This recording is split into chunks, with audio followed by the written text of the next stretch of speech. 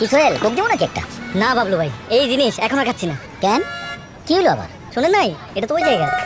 তো খবরটা তুমি কই পাইলা? কেন, সুলতান যে বললো। কি সুলতান সুলেমান, তুমি নাকি কইছো কোক ওই জায়গার? হ্যাঁ, বাসা তোমার তাই দেখাইলো। সোহেল বলে সুলতান, সুলতান বলে বাসার, আর বাসার বলে আকাশে দেখছিলাম। হ্যাঁ ভাই, সবচেয়ে বেশি মনে করে মুসলমান মানে হলো তলোয়ার। মুসলমান মানে কি? তলোয়ার। তলোয়ার নিয়ে দৌড়াইব কারে, এটাই হলো মুসলমান। অথচ মুসলমান মানে হলো ভালোবাসার মূর্ত প্রতীক। সারা পৃথিবীতে ভালোবাসা দিয়েই আমরা ইসলামে এনেছি, ঠিক কিনা? রাসূল ভালোবাসা দিয়েছেন। 10 বছরে 80টা 82টা যুদ্ধ করেছেন।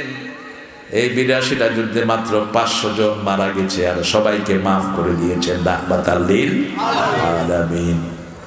সে উঠে দেখতো যে তার অফিসের সময় হয়েছে, তাকে কোলে করে অফিসে নিয়ে আসতো, ট্রেন অফিসে। রেলের টিটি ছিল ওই লোকটি। ঠিক ছুটি হওয়ার আগে গিয়ে এরকম করে মুছতো, চলো বাসায় চলো। কি ট্রেনিং! আপনি আদর করবেন, যত্নে রত্ন মিলে। যত্নে কি মিলে? রত্ন মিলে। আমাদের ওস্তাদেরা যত্ন করে দেখেই তাকরিমের মতো বিশ্ব সেরা হাফেজ হয়েছে, ঠিক কিনা? যত্ন করে দেখেই সারা পৃথিবীতে বাংলাদেশের হাফেজ দাম সবচেয়ে বেশি।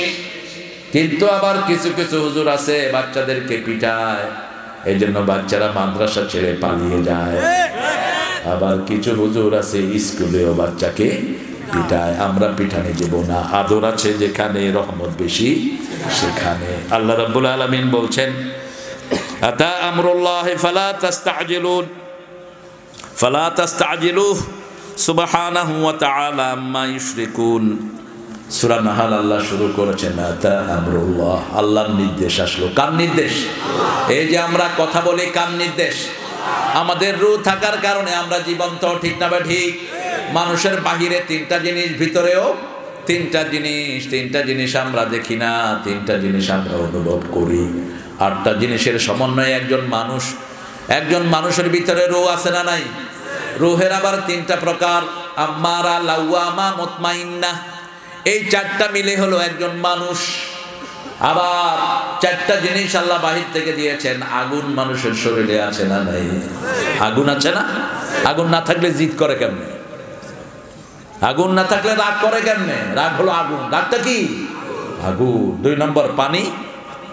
শরীরে পানি নেই, বেশি না কম? বেশি।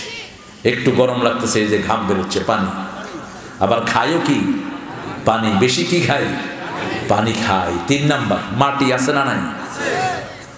আগুন, পানি, মাটি। আরেকটা কি আছে?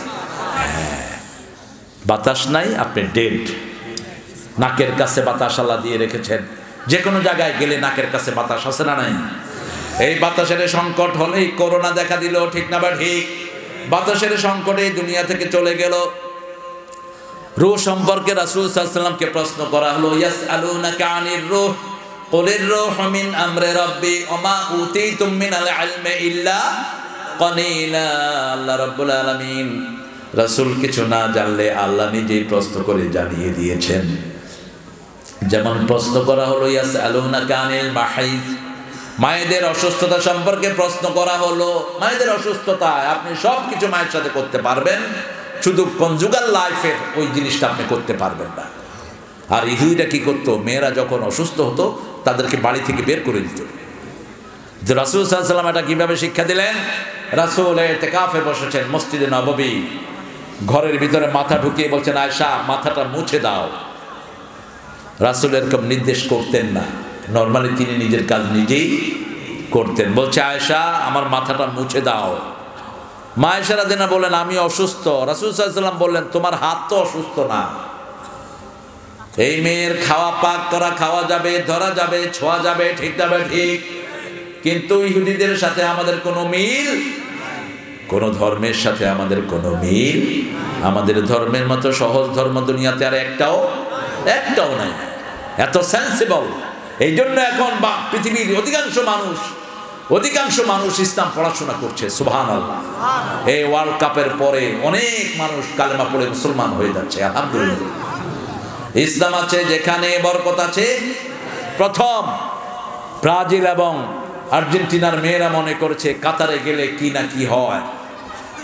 তারা বলতো নিরাপদে থাকবে না। ইউরোপিয়ান মেয়েরাও চিন্তা করলো Muslim people are so scary, you know, don't go there, they might kill you. আমাদের মুসলমানদের ব্যাপারে বাজে চিন্তা পৃথিবীতে সবচেয়ে বেশি। মনে করে মুসলমান মানি হলো তলোয়ার। মুসলমান মানি কি? তলোয়ার। তলোয়ার নিয়ে দৌড়াইব কারে, এটাই হলো মুসলমান। অথচ মুসলমান মানি হলো ভালোবাসার মূর্ত প্রতীক। সারা পৃথিবীতে ভালোবাসা দিয়েই আমরা ইসলামে এনেছি, ঠিক কিনা? রাসূল ভালোবাসা দিয়েছেন। 10 বছরে 80টা 82টা যুদ্ধ করেছেন।